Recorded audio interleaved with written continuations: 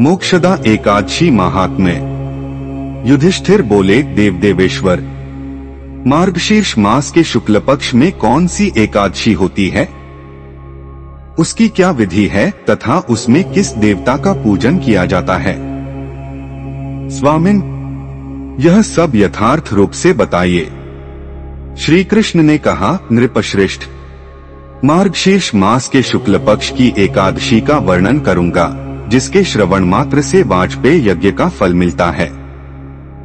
उसका नाम मोक्षदा एकादशी है, जो सब पापों का अपहरण करने वाली है। राजन, उस दिन यत्न पूर्वक तुलसी की मंजरी तथा धूप दीप आदि से भगवान दामोदर का पूजन करना चाहिए।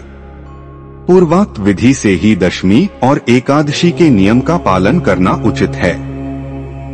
मोक्षदा एकादशी बड़े बड़े पातकों का नाश करने वाली है। उस दिन रात्रि में मेरी प्रसन्नता के लिए नृत्य, गीत और स्तुति के द्वारा जागरण करना चाहिए।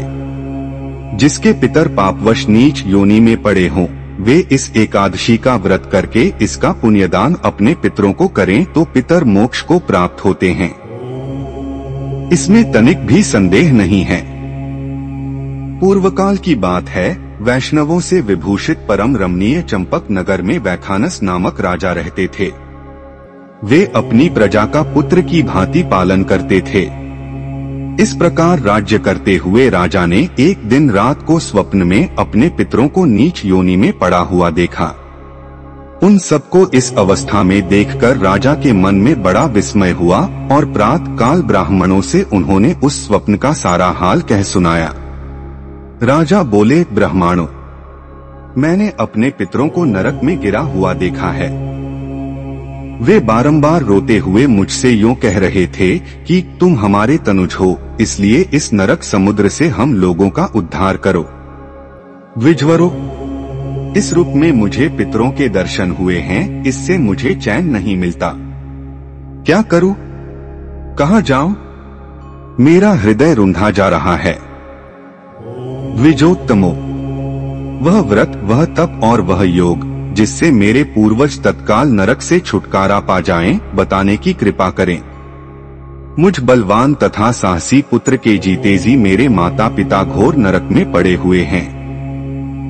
अत ऐसे पुत्र से क्या लाभ है? ब्राह्मण बोले, राजन, यहाँ से निकट ही पर्वत मुनि का महान आश्रम है। वे भूत और भविष्य के भी ज्ञाता हैं।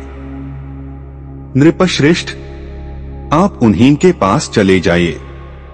ब्राह्मणों की बात सुनकर महाराज वैखानस शीघ्र ही पर्वत मुनि के आश्रम पर गए और वहां उन मुनिश्रेष्ठ को देखकर उन्होंने दंडवत प्रणाम करके मुनि के चरणों का स्पर्श किया।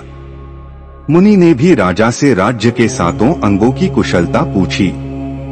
राजा बोले, स्वामिन, आपकी कृपा से मेरे राज्य के सातों अंग सकुशल हैं, किंतु मैंने स्वप्न में देखा है कि मेरे पितर नरक में पड़े हैं। अत बताइए कि किस पुण्य के प्रभाव से उनका वहां से छुटकारा होगा। राजा की यह बात सुनकर मुनिश्रेष्ठ पर्वत एक मुहूर्त तक ध्यानस्थ रहे। इसके बाद वे राजा से बोले, किस्सी स्माइली, महाराज, मार्गशीर्ष के शुक्ल पक्ष में जो मोक्षदा नाम की एकादशी होती है, तुम सब लोग उसका व्रत करो और उसका पुण्य पितरों को दे डालो। उस पुण्य के प्रभाव से उनका नरक से उद्धार हो जाएगा। भगवान श्री कृष्ण कहते हैं, युधिष्ठिर, मुनि की यह बात सुनकर राजा पुनः अपने घर लौट आए।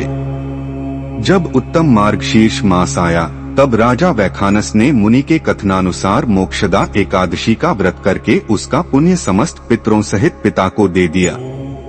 पुण्य देते